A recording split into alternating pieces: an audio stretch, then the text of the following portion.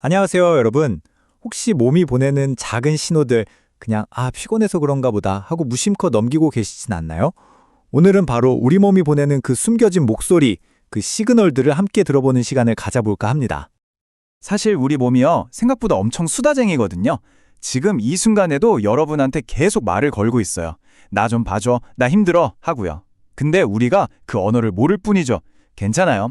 오늘 저랑 같이 우리 몸이 쓰는 언어 아주 쉽고 재미있게 한번 배워보자고요. 이게 수천 년 전 고대 의학서 황제내경에 나오는 말이래요. 밖을 살펴서 안을 안다. 와, 정말 멋진 말 아닌가요? 그러니까 우리 몸에 드러나는 겉모습이 바로 우리 속 건강 상태를 비춰주는 거울이라는 거죠. 이 수천 년 전의 지혜가 최첨단 시대를 사는 우리에게도 여전히 놀라운 통찰을 주는 것 같아요. 자, 여러분, 몸 안에 매일 아침마다 딱 펼쳐볼 수 있는 비밀 건강 지도가 숨어 있다는 거 아세요? 그게 뭐냐면 바로 여러분의 혀입니다. 혀가 그냥 맛만 느끼는 곳이라고 생각하면 큰 오산이에요. 우리가 먹는 음식을 에너지로 만드는 그 소화 기능의 상태를 가장 먼저 그리고 가장 솔직하게 보여주는 창문 같은 곳이거든요. 자, 그럼 이제부터 혀를 통해서 내 건강을 진단하는 설진의 세계로 한번 들어가 볼게요. 이거 뭐 어렵지 않아요. 아주 간단한 가이드니까 저만 잘 따라오세요. 자, 혹시 근처에 거울 있으면 지금 바로 혀를 한번 쭉 내밀어 보세요. 어때요? 만약에 혀가 좀 핏기 없이 허옇고 창백하다. 그러면 내 몸에 에너지나 피가 좀 부족한가 하는 신호일 수 있고요. 반대로 막 유난히 새빨갛다. 이러면 몸에 불필요한 열이나 염증이 있다는 뜻일 수 있어요. 그리고 혀에 하얗게 끼는 거 있죠. 설태라고 하는데 이게 두껍게 껴있다. 내 몸이 좀 차갑구나. 소화기가 힘들어하는구나 하는 신호예요. 특히 혀 가장자리가 이빨 자국 때문에 막 울퉁불퉁하거나 혀 가운데가 쩍 갈라져 있다면 이건 소화 기능이 약해졌다는 아주 중요한 단서니까요. 꼭 기억해 두세요. 아마 제일 많은 분들이 해당될 것 같은데 바로 이 치흔설입니다. 혀 가장자리에 이빨 자국 나는 거예요. 이게 왜 생기냐면 혀가 부어서 치아에 눌려서 생기는 자국이거든요. 이건 딱 한마디로 나 피곤해 하는 신호예요. 우리 몸이 피로에 지쳐서 수분 대사가 잘 안 되고 있다는 뜻이죠. 아침에 일어났을 때 몸이 천근만근 무겁고 찌뿌둥한 느낌, 바로 여기서 오는 겁니다. 물론 이런 신호들이 당신은 무슨 병에 걸렸습니다 하는 결론은 아니에요. 어디까지나 단서라는 점 잊지 마세요. 예를 들어서 혀 가운데에 깊은 금이 쩍 가 있다. 이건 오랫동안 내 소화기관이 너무 힘들게 일했다는 증거로 볼 수 있는 거죠. 마치 극심한 가뭄에 논바닥이 쩍쩍 갈라지는 거랑 똑같은 이치라고 생각하시면 돼요. 아니, 근데 도대체 왜 우리 몸은 이렇게 자꾸 지치고 소화 기능이 약해지는 걸까요? 그 원인을 아주 직관적으로 설명해주는 비유가 있어요. 바로 전통의학에서 말하는 솥과 불 비유인데요. 이걸로 한번 파헤쳐보죠.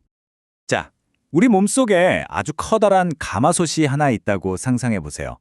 우리 위장이 바로 음식을 담는 솥이고요. 그리고 비장은 그 솥 아래에서 활활 타오르면서 음식을 맛있게 익히는 불인 셈이죠. 여기서 말하는 비장은 실제 그 장기를 말한다기보다는 우리 몸의 소화 에너지 그 자체라고 보시면 돼요. 근데 이 불이 약해지면 어떻게 될까요? 솥 안의 음식은 제대로 익지도 않고 그냥 그대로 남아버리겠죠? 너무 당연한 질문인가요? 활활 타오르는 불에다가 자꾸 찬물을 끼얹으면 어떻게 될까요? 불은 점점 약해지다가 결국엔 꺼져버리겠죠. 바로 이런 습관들이 우리 소화의 그 불씨를 꺼트리는 차가운 물인 셈입니다. 얼음 가득한 찬음료? 이건 말 그대로 불에 찬물을 냅다 붓는 격이죠. 기름지고 막 단 음식들은요, 불 위에 끈적한 진액을 부어서 불기를 약하게 만드는 거고요. 식사 시간 들쭉날쭉한 거, 그리고 진짜 놀랍게도 스트레스 받거나 막 생각 너무 많이 하는 것도요, 소화했어야 할 에너지를 딴 데로 빼앗아 가서 불을 약하게 만들어요. 괜히 고민이 많으면 체한다는 말이 나온 게 아니라니까요. 자, 이제 원인을 알았으니까 바로 써먹을 수 있는 해결책으로 넘어가 보죠. 갑자기 속이 더부룩하고 불편할 때 우리 몸에 있는 응급 스위치를 눌러주는 거예요. 바로 지압이죠. 자, 지금 저랑 같이 5군데 스위치를 한번 찾아볼까요? 첫 번째, 엄지랑 검지 사이. 여기 살짝 오목하게 들어간 부분이 있죠? 합곡이라는 곳이에요. 한번 꾹 눌러보세요. 아프신가요? 우리가 체했을 때 자기도 모르게 여기부터 만지잖아요. 두 번째는 족삼리. 무릎 바로 아래 바깥쪽에 손가락 4개를 딱 대보세요. 그 끝에 닿는 지점이 바로 위장 건강의 명약, 족삼리입니다. 세 번째는 우리 명치랑 배꼽의 딱 중간, 중환이고요. 여기는 부드럽게 마사지 해주세요. 네 번째는 발등으로 갑니다. 엄지발가락이랑 둘째 발가락 사이, 태충이라는 곳이에요. 마지막으로 등. 등 뒤 날개뼈 안쪽, 비수랑 위수는 혼자 누르기 어렵잖아요. 이럴 땐 문 모서리 같은 곳에 등을 대고 지그시 눌러주면 와, 진짜 시원하게 풀 수 있습니다. 지압이 약간 응급처치 같은 거라면 이제는 좀 더 근본적인 해결책, 그러니까 장기적인 관리에 대해서 이야기해 볼게요. 바로 약선의 철학입니다.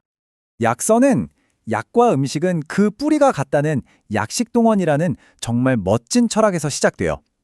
이게 무슨 뜻이냐면 매일 우리가 먹는 밥이 곧 나를 살리는 약이 될 수 있다는 거죠. 그냥 배고파서 먹는 게 아니라 내 몸의 소리에 귀를 기울여서 아, 오늘은 이런 음식이 필요하겠구나 하고 선택하는 것. 이야말로 가장 꾸준하고도 강력한 건강관리법 아닐까요? 사실 거창한 걸 하라는 게 아니에요. 아주 간단한 습관 교체만으로도 우리 위장을 훨씬 행복하게 만들 수 있거든요. 소화의 불을 활활 살려주는 생강, 계피, 조, 마벼 같은 따뜻하고 영양가 있는 음식을 좀 더 가까이 해보는 거예요. 반대로 찬 음료나 날 음식, 그리고 너무 단 음식이나 유제품, 기름진 음식은 우리 소화의 불을 끄고 몸을 축축하게 만드니까 조금씩만 줄여나가 보는 거죠. 당장 오늘부터 차가운 물 대신 미지근한 물 마시기, 이거 하나부터 시작해보는 건 어떨까요? 할 수 있겠죠? 자, 이제 오늘 배운 것들을 그냥 지식으로만 남겨두면 안 되겠죠? 이걸 우리 일상의 진짜 습관으로 만들어 볼 시간입니다. 절대 거창할 필요 없어요. 아주 간단한 매일의 점검, 그거면 충분합니다. 딱 이 세 가지만 기억하고 한번 습관으로 만들어 보세요. 첫째, 관찰하기. 매일 아침 양치하기 전에 딱 10초만 거울 보면서 혀를 한번 쓱 들여다보는 거예요. 둘째, 대처하기. 오늘 좀 속이 더부룩한데? 몸이 무거운데? 싶을 때 오늘 배운 지압점 바로바로 눌러주세요. 셋째, 보충하기. 식사할 때마다 내 소화의 불을 살려주는 음식이 뭘까? 한번 생각하고 따뜻한 음식을 의식적으로 선택하는 거죠. 이 작은 습관들이 차곡차곡 쌓여서 여러분의 정말 든든한 건강 지킴이가 되어줄 겁니다. 자, 그럼 내일 아침 거울 앞에서 가장 먼저 확인해 볼 여러분의 건강 신호는 무엇인가요? 오늘부터 세상에서 가장 중요한 목소리, 바로 여러분 자기 자신의 몸의 소리에 귀 기울이는 이 멋진 여정을 시작해 보시길 바랍니다.